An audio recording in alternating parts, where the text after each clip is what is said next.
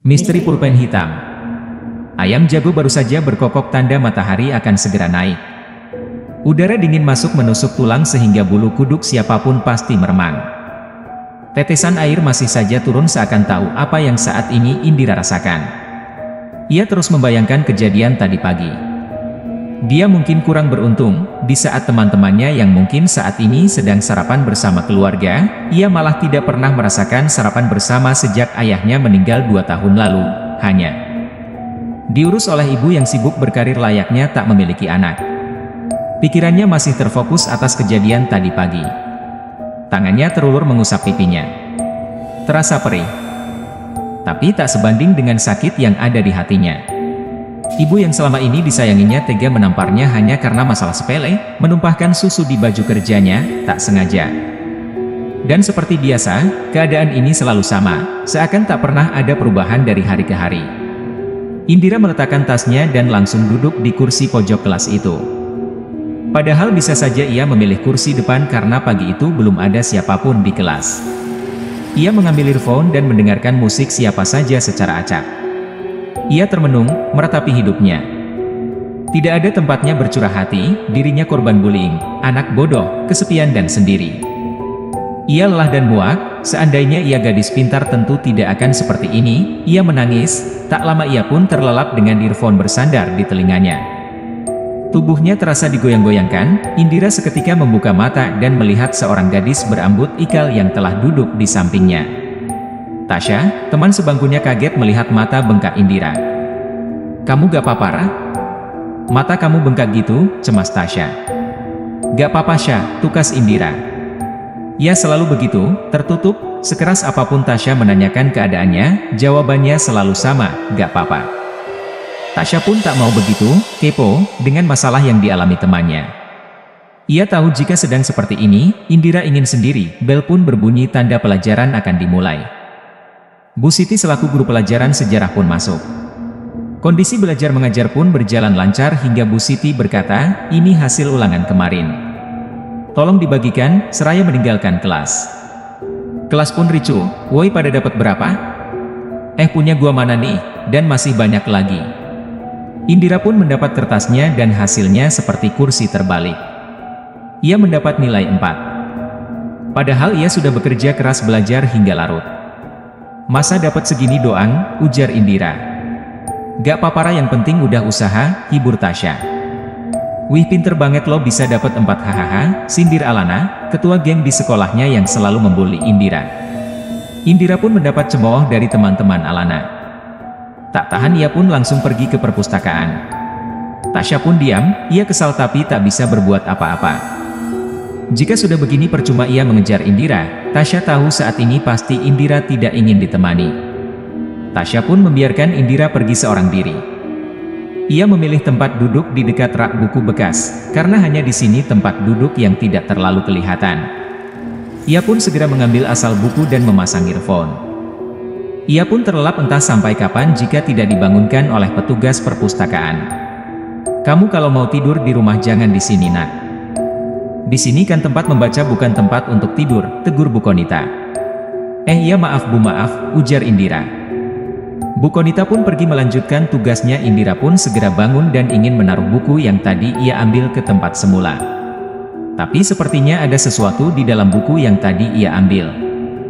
Penasaran, Indira pun mengambil benda itu. Sebuah pena. "Ini pena siapa ya? Kayak udah lama tapi masih bagus, aku pakai aja kali ya," tanya Indira pada dirinya sendiri. Bel berbunyi 3 kali, tanda pelajaran sudah selesai hari ini. Indira pun pulang bersama Tasya di sampingnya. Rumah mereka memang tak berjauhan. Hanya berbeda beberapa blok. Indira pun memberitahu Tasya soal penemuannya tadi. "Kamu nyari apa sih, Ra?" tanya Tasya yang melihat Indira yang sedari tadi merogoh tasnya. "Itu loh Syah, tadi aku nemu pena di perpus. Masih bagus." "Ya udah aku ambil aja," ujar Indira seraya merogoh tasnya. "Kenapa diambil? Kan bukan punya kamu," tegur Tasya. "Ya emang kenapa, salah yang punya, kenapa naruh sembarangan?" "Nah ini ketemu," ucap Indira sedikit sombong. Tasya merasa ada yang aneh dengan Indira tapi ia merasa hanya kebetulan saja. Cakep ya walaupun kuno-kuno gitu. Tapi keren, puji Tasya. Apa aku bilang? Bagus kan? Besok-besok aku mau pakai ini buat nulis, ujar Indira seraya mengibaskan rambutnya. Indira pun terus menatap pena itu hingga grup. Ia terjatuh ke sebuah selokan. Ya ampun, kamu gak apa-apa? Sini ulurin tangan kamu, cemas Tasya. Aduh, dengkulku sakit Syah, keluh Indira. Ya udah ayo ke rumahku dulu, kita bersihin lukanya, di rumahku ada kotak P3K, saran Tasya. Gak usah deh, aku pulang aja. Di rumah juga ada obat-obatan kok, ujar Indira dengan angkuhnya. Ya udah hati-hati ya, jangan ngelamun nanti jatuh lagi, ucap Tasya. Iya. Bawel deh, balas Indira.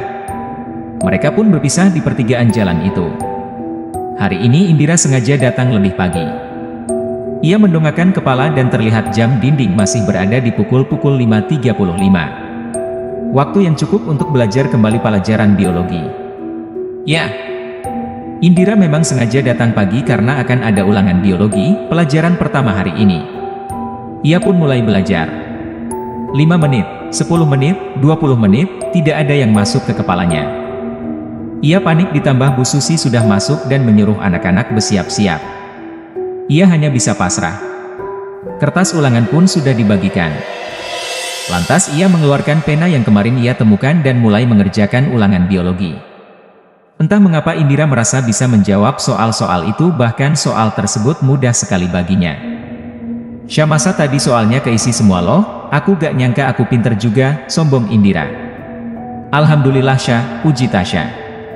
Tak butuh waktu lama untuk Bu Susi mengoreksi ulangan tadi. Kertas pun dibagikan kembali. Kamu dapat berapa Syah? Tanya Indira. Aku dapat 6,4 Ra, ucap Tasya sedih. Haha, terima aja Syah. Lihat nih, aku dapat 9,6. Hampir sempurna, ucap Indira angkuh. Wah hebat kamu Ra, alhamdulillah ya, puji Tasya walaupun sedikit kesal dengan sikap angkuh Indira. Wah gila, bisa juga lu dapat segitu, nyontek di mana lu? Wah gua mesti les sama Indira nih, lah bocah ingusan kayak lo bisa juga dapat nilai hampir sempurna, sindir Alena. Tak disangka-sangka Indira pun membalas ucapan Alena, bisalah. Emang lo doang bak, balas Indira seraya mengibaskan rambutnya dan berjalan keluar kelas. Sontak kelas seketika diam. Ada apa ini hingga Indira berani melawan perkataan Alena? Malam ini Indira tidur gelisah. Sudah jam 11 tetapi matanya belum bisa terlelap. Sudah ratusan kali ia ganti posisi. Ke kanan, ke kiri, miring, telungkup, terbaring dan sebagainya. Pikirannya sedang tertuju kepada benda yang sedang ia genggam sedari tadi. Ya, pena hitam itu. Entah kenapa semenjak ia memakai pena itu hasil ulangannya pun membaik. Ia teringat beberapa ulangan yang tiba-tiba hampir mendapat nilai sempurna. Tak lama ia pun terjun ke dunia mimpi. Di sana, tepat di ujung jalan itu berdiri seorang gadis dengan memegang tas serta buku-buku, rambutnya panjang bak model. Pakaiannya rapi, tetapi bukan itu yang mengejutkan Indira. Gadis itu memegang pena yang ia temukan di perpus. Tidak. Tak boleh. Pena itu milikku. Aku harus mengambilnya, teriak Indira seraya mengejar gadis itu. Dengan kasar ia membalikkan tubuh gadis itu. Dek! Indira kaget bukan kepalang. Gadis itu. Leher gadis itu. Astaga! Leher gadis itu bolong dengan ukuran sebesar pena hitam itu. Gadis itu mencengkeram pundaknya, kau selanjutnya. Hahaha, bisik gadis itu tepat di telinga Indira. Ah, tidak. Apa maksudmu? Teriak Indira seraya memberontak dari gadis itu. Tangannya memukul gadis itu. Ah, pergi kau. Ah, tolong. Tolong, teriak Indira. Bag. Indira jatuh dari tempat tidurnya. Wajahnya pucat, peluh membasahi bajunya. Ia memegang telinga serta pundaknya, rasanya mimpi tadi benar-benar nyata. Ia terjaga hingga matahari menampakkan dirinya. Minggu ini adalah pekan ujian. Hampir seluruh siswa pontang-panting belajar karena sehari bisa 2-3 pelajaran yang diujikan. Tetapi beda halnya dengan Indira. Gadis itu terlihat biasa saja. Ia bahkan hanya membolak-balikan buku yang sedari tadi ia pegang. Tak lama ujian pun dimulai. Seperti biasa, Indira mengerjakan soal tersebut dengan sangat mudah. Dan tentu saja mendapat nilai yang sangat memuaskan. Setelah sebulan berlalu, Tasya pun merasa ada yang salah. Sejak Indira memakai pena itu, ia berubah. Indira menjadi anak yang sombong, dan yang aneh ia selalu mendapat nilai hampir sempurna, dan bahkan Indira memperlakukan Tasya seperti babunya. Bersamaan dengan hal itu, Tasya pindah sekolah. Bukan karena sikap Indira melainkan pekerjaan orang tuanya yang mengharuskan ia pindah ke Surabaya. Tak seperti orang lain yang sedih bila teman dekatnya pindah sekolah, Indira justru bersikap acuh tak acuh. Ya udah sana pergi.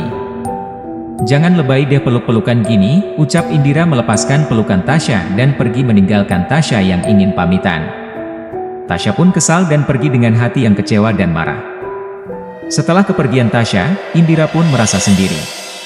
Bangku di sebelahnya kosong. Mungkin akan terus kosong hingga ada murid baru yang masuk. Ia bingung kenapa tadi sikapnya tak acuh seperti itu. Padahal Tasya adalah temannya yang sangat pengertian. Ia menyesal. Ia marah terhadap dirinya sendiri. Ia menatap bangku temannya itu, entah mengapa ia teringat mimpinya tadi malam, gadis itu. Kenapa gadis itu berbicara ia selanjutnya? Ia mengeluarkan pena itu. Ia meletakkan pena itu di hadapannya dan tiba-tiba, "Brak!" Alana. Ia jatuh tersungkur. Darah segar keluar dari dahi gadis yang suka membuli Indira itu. Astaga, ia tertimpa proyektor kelas. "Woi, panggil Pak Hendro cepat," teriak Andara, ketua kelas 12 MIA 1. "Udah bawa aja dulu ke UKS," teriak salah satu murid. "Itu teken dulu palanya biar darahnya gak keluar banyak, dan banyak lagi." Semuanya panik. Tak terkecuali Indira. Ia tercengang. Baru saja ia meletakkan penanya dan tiba-tiba Alana tertimpa proyektor itu padahal tak ada angin tak ada hujan. Kenapa ini bisa terjadi? Batin Indira. Ia ketakutan. Entah mengapa ia hanya merasa diteror. Setelah kejadian itu, Indira ketakutan. Ditambah ia bingung harus ke siapa ia bercurah hati. Jalan pulang yang biasa ia lalui bersama Tasya terasa jauh sekali. Tiba-tiba terbesit ide di pikiran Indira. Aku bakal buktiin kalau tadi cuman kebetulan. Gak mungkin pena bisa bikin orang celaka hanya dengan mengeluarkannya kan, tamya Indira pada diri sendiri. Ia merogoh tempat pensilnya, mengeluarkan pena itu. Baru saja ia mau mengeluarkan, seorang pengendara motor melaju ke arahnya dan brak. Indira tertabrak motor itu. Aduh, keluh Indira. Untung saja ia hanya tersenggol dan jatuh ke rerumputan di pinggir jalan sehingga lukanya tidak terlalu parah. Aduh Neng, maafin Bapak. Bapak gak ngeliat ada Neng lagi jalan atuh. Maafin Bapak ya, sesal pengendara motor itu. Lihat-lihat dong Pak kalau jalan. Untung gak parah ini, bentak Indira. Indira pun memaafkan pengendara itu dan menyuruhnya segera pergi padahal pengendara itu memintanya pergi ke rumah sakit untuk diobati dan ia akan menanggung biayanya. Tapi hal itu ditolak Indira. Ada hal penting yang ia pikirkan. Pena itu. Ternyata ini bukan kebetulan. Sesaat ia mengeluarkan pena, ia tertabrak pengendara motor itu. Aneh. Ada yang tak beres, batin Indira. Gadis itu penasaran ada apa sebenarnya. Ia pergi ke perpustakaan keesokan harinya dan mengambil buku yang kemarin tempat dia menemukan penanya. Tangannya terus mencari tetapi nihil. Buku itu tak ada. Ia ingat betul buku itu ia taruh di pojok rak buku paling bawah, dan rasanya tak mungkin seseorang meminjamnya karena buku itu sangat usang bahkan tulisannya pun kabur. Ia terduduk. Ia ketakutan. Apa yang sebenarnya terjadi? Ia mengeluarkan penanya dari sakunya. Ditaruhnya pena itu di salah satu buku yang ada. Ia merasa takut. Ada yang aneh setiap ia mengeluarkan pena itu. Saat ia jatuh di selokan yang mengakibatkan bengkak di kakinya, Alana yang kejatuhan proyektor, ia yang tertabrak motor dan sederetan hal tak biasa yang terjadi. Ya. Semua itu terjadi ketika ia mengeluarkan pena itu. Indira pun meletakkan buku itu di bawah rak. Ketika ia berbalik, "Dek!" Gadis itu. Gadis leher bolong itu ada di depan matanya. Dan seketika ruangan menjadi gelap. Nak, bangun nak. Ya Allah, ucap Bu Riri, penjaga UKS. Indira terbangun dan merasa nyeri di kepalanya. Au, keluh Indira seraya memegangi kepalanya. Saya kenapa ya Bu? Tanya Indira. Tadi kamu pingsan nak di perpustakaan terus dibawa ke sini sama Pak Angga, jelas Bu Riri. Sontak Indira kaget, seingatnya ia tengah menaruh buku dan... Astaga, ia ingat. Gadis itu yang membuatnya pingsan. Seketika wajahnya pucat pasi.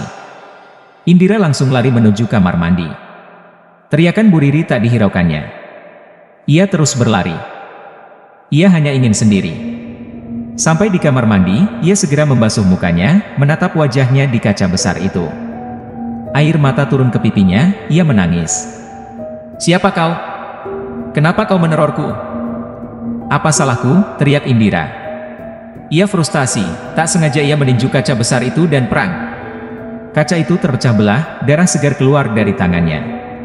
Dari kaca itu ia bisa melihat. Pena itu ada di saku bajunya. Padahal tadi ia sudah menaruhnya. Dasar kau pena sialan! Teriak Indira sambil mengambil pena itu dan melemparnya ke kaca, dan tiba-tiba gadis itu muncul dengan kondisi yang sangat mengerikan. Baju yang kumuh, leher yang mengeluarkan darah serta bau busuk yang sangat menusuk indera penciuman. Kau makhluk sialan! Akan kupatahkan pena ini, teriak Indira seraya mematahkan pena itu dan melemparnya. Ia segera berlari. Dengan penampilan yang acak-acakan ia pergi ke perpustakaan. Ke tempat di mana ia menemukan pena. Mengambil buku yang baru saja ia taruh bersama penanya. Membukanya dan, astaga, kaget Indira. Pena itu masih bertengger di sana. Bagus seperti pertama ia menemukannya. Indira frustasi. Apa yang kau inginkan sialaan? Teriak Indira frustasi. Gadis itu tertawa, bahkan siapapun yang mendengarnya pasti merinding. Tapi anehnya tak ada yang mendengarnya. Aku menginginkan jiwamu, hihihi, ucap suara itu. Indira muak. Segera ia mengambil pena itu dan... Tep! Pena itu sudah tertancap di leher gadis berusia 17 tahun itu. Darah mengucur dengan derasnya mengenai seragamnya, bahkan mengenai meja serta beberapa buku. Di tengah detik-detik kematiannya, Indira Aulia Syahnas, gadis itu tertawa layaknya gadis itu. 2 bulan kemudian. Duduk di situ aja yuklah, ucap Divani, siswi baru SMA 31. Pas banget lo cari tempat duduk yang gak kelihatan gini, ujar Lala. Iyalah. Kalau kita ketahuan tidur di perpustakaan ribet urusannya. Gua tadi malam nonton ampe jam 2 gila. Ngantuk parah nih, ucap Divani seraya mengambil asal buku di rak bawah itu. Bentar-bentar, ucap Lala. Apaan sih? Gua mau tidur nih, kesal Divani. Itu apaan, Fen? Yang di dalam buku yang lu ambil? Tanya Lala. Ada apaan emang? Tanya Divani seraya membuka buku itu. Wih, bagus banget nih penanya. Gua bawa pulang ujar Divani setelah menemukan sebuah pena kuno di dalam buku bekas yang dia ambil di rak pojok paling bawah itu.